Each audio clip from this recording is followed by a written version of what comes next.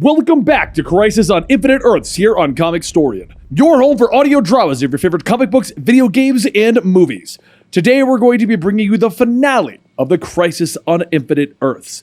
At this point, the heroes have battled against the Anti-Monitor and won multiple times, but he has also come back and continued his plans. And when we last left everyone off, they had all walked through the door of creation in what was hopefully the final battle. It's time to pick up where we left off, and I hope you enjoyed the finale to the Crisis on Infinite Earths. In his apartment, Kal-El of Earth 2 opens his eyes. Sitting up slowly, he shakes his head, rubbing the sleep from his eyes. What a horrible dream, he whispers, speaking into the empty room and thinking that Lois must have left for work early. I must have been really exhausted. I can't remember anything. He puts on his business suit and steps out into the city, heading for his job as the editor at the Daily Star. He reaches the building, climbing to the top floor where he sits at the desk in his big office. Great Caesar's ghost, who are you? Perry asks from the door of his office, and the entire newsroom seemingly at his back. He points to his name on the door, asking why the elderly Clark would be sitting at his desk, since he is the editor of the Daily Planet. This is Earth 1, Clark thinks, stunned to answer. There you are, Uncle Clark. Clark Kent of Earth 1 smiles, entering the office. He whispers to Perry that Uncle Clark is the man that he was named after, and he might just be a little confused. Quickly, both Supermen head to the roof, where they try to figure out how Kal-El got to Earth 1. The two Supermen take off into the sky, flying towards the warp zone where the two Earths have begun to merge together. Along the way, Clark explains that the last thing that he remembers was also being at the dawn of time and then waking up back on Earth 1. But they find out that the warp zone isn't there and no one has any idea what they're talking about. With no choice, the two heroes head to Central City, hoping to use the Flash's spare cosmic treadmill. They're shocked to find a sign that welcomes them to the Twin Cities of Central and Keystone, combining the two cities of the Flash from both Earth 1 and Earth 2. Say, I recognize that place. Jay and Joan Garrick live there. Earth 2 Superman notes, descending on the small house in the suburbs. Though he has known her for most of his career, Joan Garrick doesn't recognize Earth 2 Superman at all. I was wondering who Joan was talking to, Jay Garrick notes, coming out of the house to greet his friends. Kal-El steps forward, asking if Jay actually recognizes him. Of course I do, Clark. I know both of you, Jay tells him. And the three men step inside where they find Wally West working on the cosmic treadmill. The four heroes decide to use the treadmill to reach Earth 2 to figure out what is going on. How are the worlds merged? As they begin to run, the combined speed of the heroes allows them to pierce through the wall that separates the multiverse, energy cracking as they reach the other side, only to discover a dark void. What happened? Where's our world? Jay cries, almost falling off the treadmill in shock. Great Scott! There's nothing out there. No Earth 2, no universe, nothing. Earth 2 Superman yells, staring into the void. Superman tells him that they need to go back, but Kal-El suddenly tries to step off into that void. No. I don't feel like I belong on Earth. I belong elsewhere. I belong out there in the void. Kal-El cries, floating free, but Superman snatches him by the cape, and the Flashes begin to run, pulling them all back to Earth 1. When they arrive back at Earth, the treadmill lays destroyed at their feet. I think we should call in everyone we know, Wally tells them. Later, the heroes have gathered at Titan's Tower, and the groups discuss, coming to the conclusion that there is only one Earth left now. A new Earth that combines parts of all of the ones that came before. Pariah goes on telling them. Some of the heroes from Earth 2, such as Huntress and Dick Grayson of Earth 2, note that they don't belong here. That no one remembers them, that their lives, they never existed here. When suddenly the room is filled with a new light as Harbinger arrives. I summoned you here because this new Earth is in peril. She begins to explain that those who stood at the dawn of time were saved when the new Earth was formed, with a single history. The heroes of the other worlds no longer belong in the history of this new Earth, and they stand out as paradoxes. Dismayed to find his world and his wife gone, Kal-El flies out of the building in anger. Superman giving chase, trying to calm the elderly version of himself. Everyone is shocked, and Garth turns to look at the sky outside of the windows. Please, not the funny weather again, he groans, and the skies begin to fill with the dark red clouds, once again spreading over the Earth almost instantly. Lightning and energy crackle down from the sky, striking the Earth. Help me! Pariah begins to scream as he once again begins to drift away from reality. I feel the tug of evil again! And he is gone. The Earth begins to shake beneath their feet, and it suddenly shifts into space, with both Supermen looking up into the black sky. Great Scott! The Earth shifted into another universe, Kal-El notes, before pointing up into the sky. The image of the Anti-Monitor floats before them, and the Earth hears his icy voice. Welcome to my universe. Welcome to your doom! The dark sky is filled with the image of the Anti-Monitor as he addresses the people of the one remaining Earth. Since my birth, 10 billion years ago, I have not known defeat. 1,000 universes before yours have perished without resistance. But you refuse to die. 1,000 meaningless victories because you resisted my efforts to destroy you. One universe protected by one small, terribly insignificant world. I offer you my congratulations. I acknowledge your persistence. Your will to live is astonishing, but your world must die. My warriors will stain your world with blood. They will be everywhere and cannot be stopped. Hear the death knell, humans. It is the last sound that you will ever hear. With those last words, the light from the Anti-Monitor's image disappears and the world is plunged into darkness. The Supermen look around, shocked to find the people of the world screaming and running in fear. But before the two men can move, Harbinger appears before them, a light in the dark. She tells them, "It is the time to act, for the best of you to attack. Are you ready?" She takes their hands and the three disappear, and she travels quickly, gathering the heroes that she will need for the final assault against the Anti-Monitor. Elsewhere in the world, the darkness begins to shift, it begins to move, and it suddenly separates, becoming thousands of shadow warriors. The demons moving across the earth, attacking everyone that they find. And as the demons attack, the heroes of this new earth move to defend its people across the entire globe. With her heroes gathered, Harbinger stands ready, and she turns to Alexander Luthor, the last survivor of Earth 3. Using his powers of positive and antimatter, he opens a portal for the heroes, and the final battle has begun. The heroes emerge once more on the antimatter world of Quard. We've made it this far. Now what? Kal-El asks, and everyone agrees. But Wally turns, shocked to see an image of the Flash before them.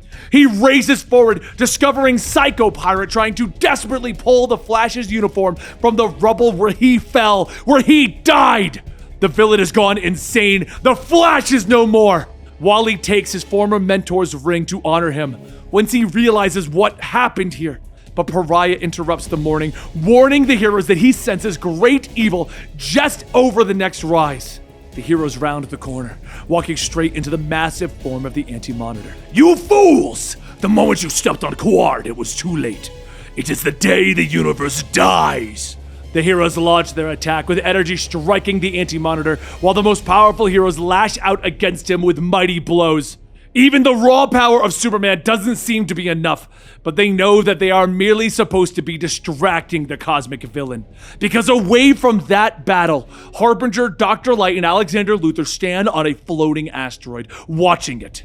Harbinger points to the star that the Anti-Monitor is absorbing for his power, and she tells Dr. Light that she needs to absorb the energy from the sun to drain the power from the Anti-Monitor.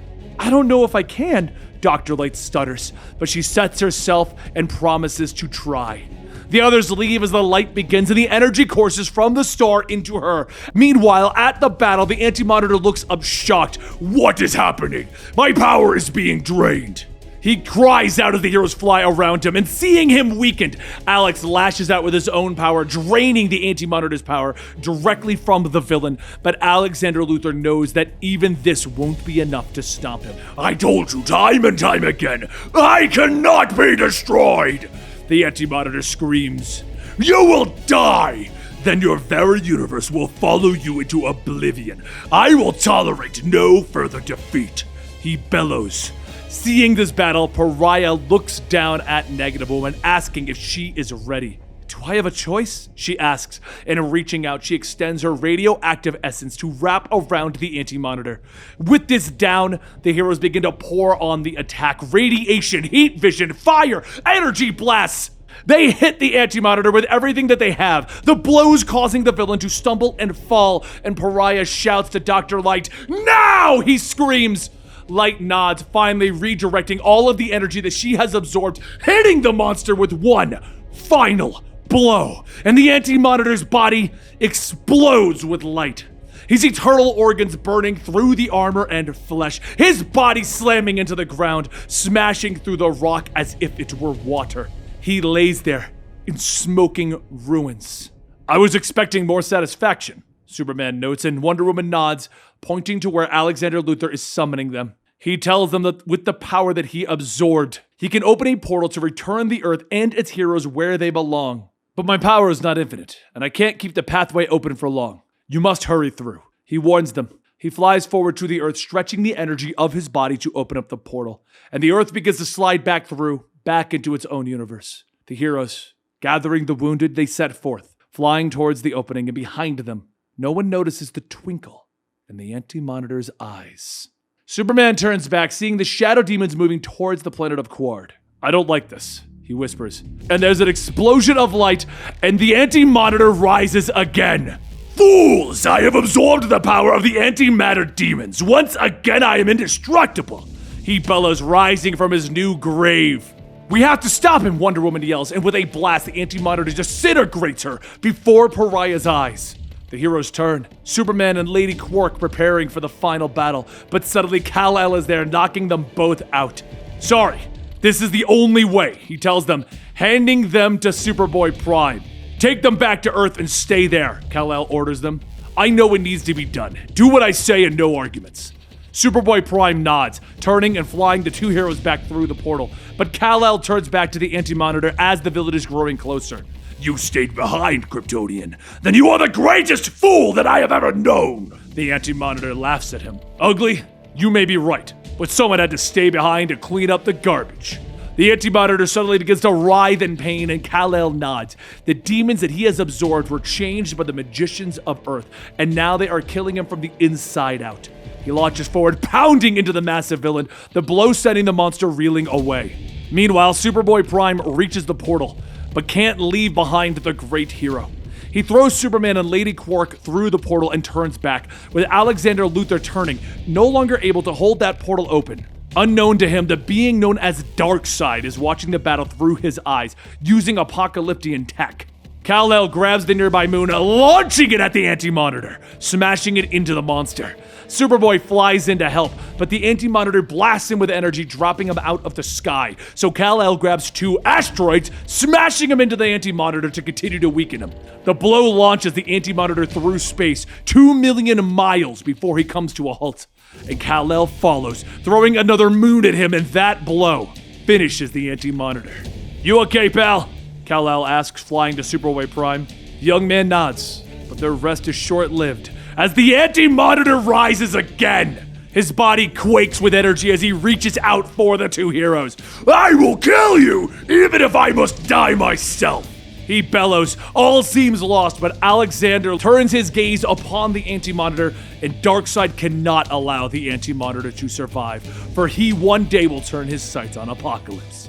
He transfers his power through Alex, and the being launches an energy blast that tears the Anti-Monitor apart.